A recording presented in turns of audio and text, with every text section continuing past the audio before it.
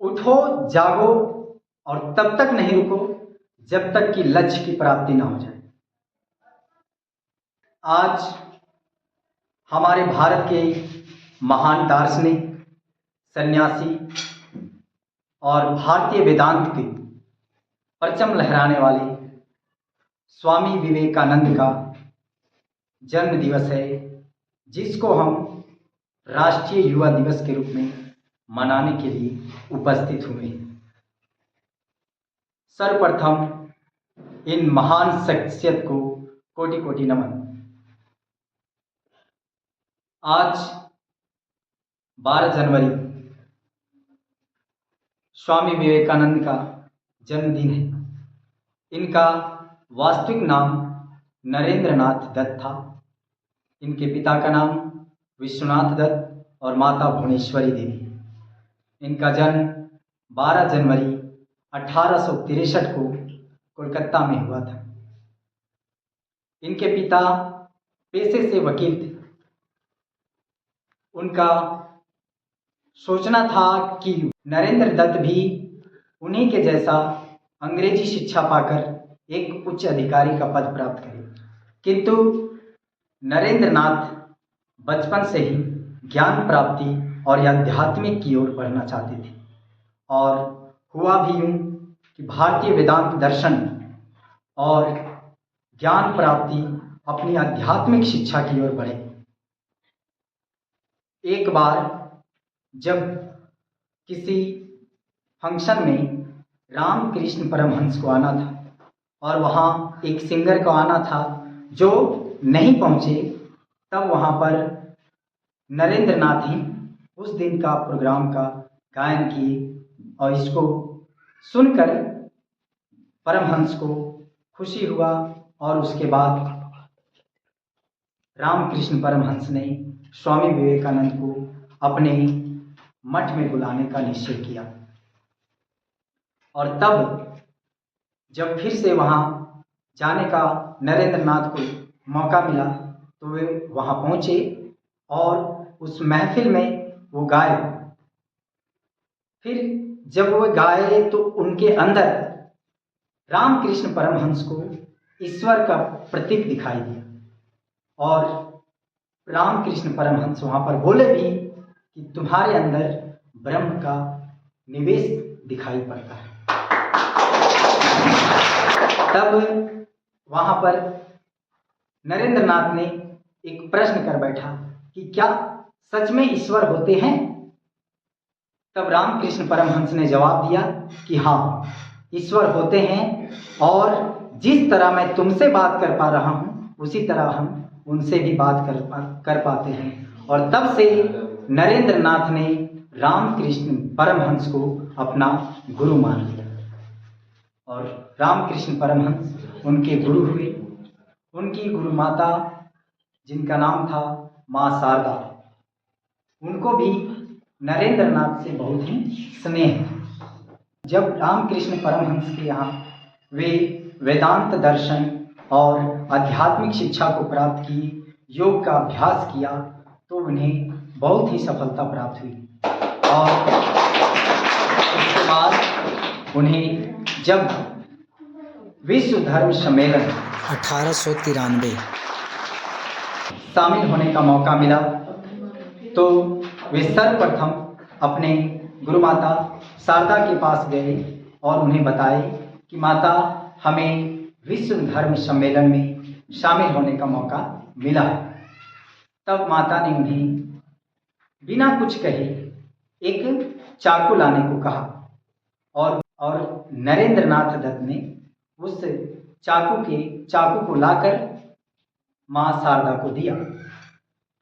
फिर माँ शारदा ने उन्हें उत्तर दिया कि अब आप विश्व धर्म सम्मेलन में शामिल हो सकते हैं। तब स्वामी विवेकानंद ने पूछा कि माता, इसमें आपने मेरी क्या परीक्षा ली कि मुझे विश्व धर्म सम्मेलन में शामिल होने का मौका दिया? तब माता ने कहा कि यदि तुम्हारे जगह कोई अन्य व्यक्ति होता तो वे हमें चाकू का धार वाला हिस्सा पकड़ाता और लकड़ी वाला हिस्सा खुद पकड़ता। लेकिन यहाँ पर तुम खुद धार वाला हिस्सा को पकड़कर मुझे लकड़ी वाला हिस्सा को आगे बढ़ाया, जो एक समाज कल्याण हित की भावना तुम्हारे अंदर दिख रहा है और तुम अब समाज कल्याण के लिए जा सकते हो। और जब 1893 11 सितंबर 1893 को शिकागो विश्व धर्म सम्मेलन में स्वामी विवेकानंद पहुंचे, एकदम सन्यासी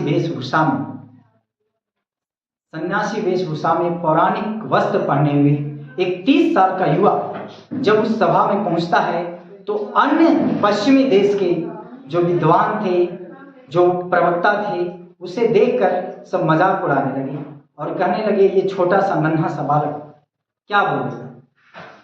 लेकिन चुपचाप स्वामी विवेकानंद अपनी बारी का इंतजार करते रहे और जब उनकी बारी आई, सभा के मंच पर गए और 1 मिनट तक वे चारों ओर अपने नजर को घुमाए मानो उस सभा के वे जायजा ले गए और मात्र अपने भाषण को वह शुरुआत ही किए कि पूरे सभा में तालियों की गूंज उठी और उनकी भाषण का शुरुआत के लिए 5 शब्द sisters and brothers of America की गूंज जब वहाँ के लोगों में पड़े तो सारे लोग एक साथ खड़े हुए और 2 मिनट तक सिर्फ तालियों की गूंज उस सभा में बजती रही। इसके बाद इस बात में इतनी बड़ी चीज छुपा हुआ है कि जहां लोग लेडीज एंड जेंटलमैन से अपनी भाषण का शुरुआत करते थे, वहां स्वामी विवेकानंद ने अपने भाषण की शुरुआत sister and brothers of America से किया, जो कि अपनत्व की भावना को दर्शाता है, यानी कि सारा विश्व एक है, हमारा सारा विश्व परिवार है।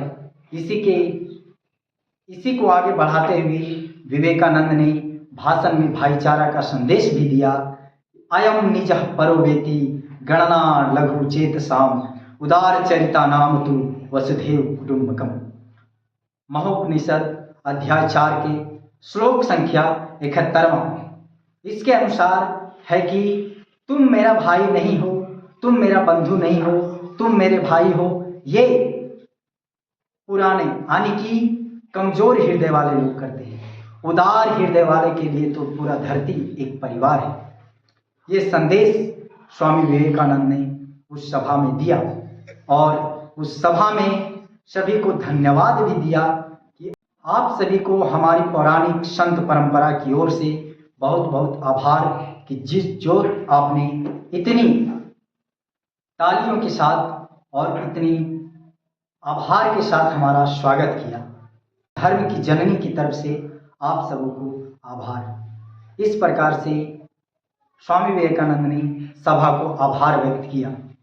अंत में मैं अपनी वाणी को कुछ पंक्तियों के साथ समाप्त करना चाहूँगा कि कथानक व्याकरण समझे तो सुरभित छंद हो जाए।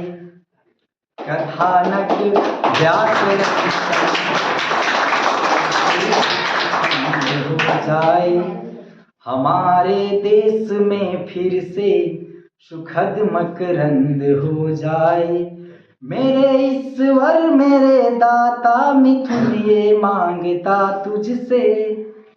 मेरे ईश्वर मेरे दाता मिथुन ये मांगता तुझसे। हमारे देश के युवा विवेकानंद हो जाए।